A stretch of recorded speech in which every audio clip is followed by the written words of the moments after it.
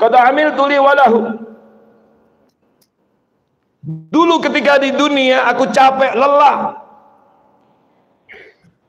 bekerja keras untuk siapa? Li wa lahum, untuk kepentinganku dan untuk kepentingan keluargaku, istriku, anak, cucuku. Bukan begitu bapak-bapak? Coba sekarang sebagian saudara kita ada yang pergi, berangkat dari rumahnya melihat bulan, kemudian pulang kembali ke rumahnya melihat bulan lagi. Ada yang begitu, dengan kemacetan, dengan ininya dan seterusnya. Maka dia semacam protes, ya Rabb, qad amiltu li wa lahum. Aku bekerja karena untuk mereka, pekerjaan untuk mereka.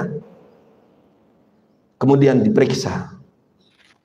Orang-orang yang ditanyakan tadi diperiksa, dan ternyata mereka adalah orang-orang yang mati dalam keadaan iman dan rajin beramal soleh.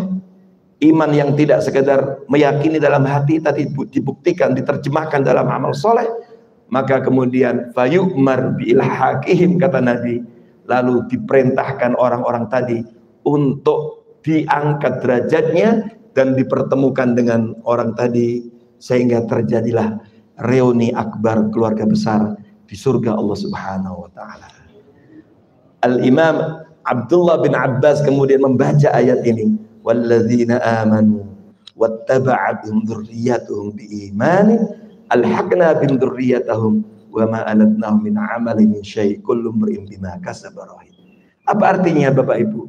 Ternyata ketika seseorang masuk surga, begitu banyak kenikmatan yang ada, ternyata terasa belum sempurna beragam kenikmatan itu ketika belum memastikan keluarga besarnya, orang-orang terdekatnya yang menemaninya dalam suka dan duka selama di dunia berada di surga itu. Dan Allah kumpulkan karena diantaranya tiketnya iman dan amal soleh. Maka kalau tidak menjadi orang soleh, kita tidak akan dapat mengikuti acara reuni akbar keluarga besar di surga Allah Subhanahu wa taala. Maka menjadi orang soleh apa harga? Bukan lagi pilihan, opsi, bukan lagi opsi pilihan, tapi harga mati. Ini di akhirat. Makanya Al-Imam Ibnu Katsir mengatakan, hadza fadluhu ta'ala 'alal abna bi barakati 'amalil aba. Ini adalah ayat ini menunjukkan karunia Allah yang Allah anugerahkan, berikan kepada anak cucu karena keberkahan, kesolehan ayah-ayahnya. Ayah yang soleh ternyata dapat mengangkat derajat anaknya yang mungkin level kesolehannya di bawahnya, sehingga nanti bisa diangkat derajatnya dan kumpul kembali bersama dengan ayah bundanya, orang tuanya di surga. Ayah yang soleh bukan hanya bisa memberikan manfaat untuk anak-anaknya, mengangkat derajat mereka di surga saja, yang penting iman dan amal soleh, tapi ternyata Bapak Ibu dapat juga memberikan manfaat untuk kemudahan, kesuksesan urusan dunia anak-anaknya. Kalau kita baca ayat ini kan, oh Ustadz, itu kan di akhirat nanti, masih lama.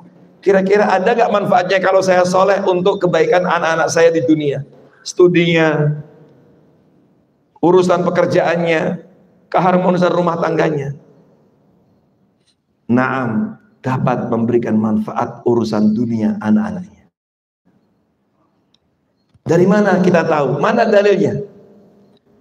Bapak Ibu, kalau hari Jumat kita disunahkan untuk membaca surat apa? Al-Kahfi. Jangan lupakan. Di dalam surah Al-Kahfi, di akhir kisah itu ada kisah antara Nabi Musa dengan Khidir alaihissalam. Singkat cerita, Nabi baca secara lengkap. Ketika keduanya dalam perjalanannya itu kemudian singgah di satu tempat, maka minta belas kasih penduduk setempat, ternyata diusir.